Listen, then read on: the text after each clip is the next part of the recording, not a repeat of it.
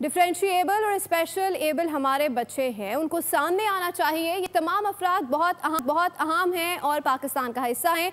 उनके रोज़गार और दीगर मामलात पर काम कर रहे हैं। वज़ीर ख़जाना मोहम्मद औरंगज़ेब की मीडिया से गुफ्तगू, कहा कि अल्लाह का शुक्र है कि मुल्क में मुआशी इस्तेकाम है।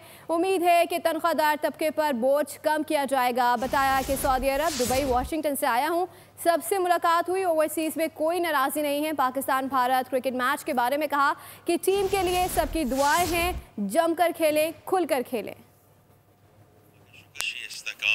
और आपके सारे अहदाफ जो है आपके सामने हैं। करेंसी हमारी स्टेबल है, foreign exchange reserves are now close to 2 months of import cover. Inflation has been a very good story. उसकी वजह से पॉलिसी रेट नीचे आया है, उसकी वजह से काइबोर्ड नीचे आया है।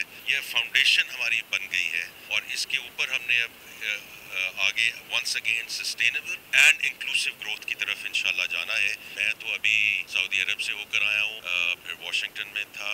सब डायस्पोरा के साथ वहाँ मुलाकात होती है। मुझे तो कोई नाराज़गी नज़र नहीं आती है। हमारी जो सपोर्ट है हमारी टीम के साथ है, हमारी दुआएं टीम के साथ है और वो बस जमकर खेलें और खुलकर खेलें। बाकी फिर फैसला जो भी होगा।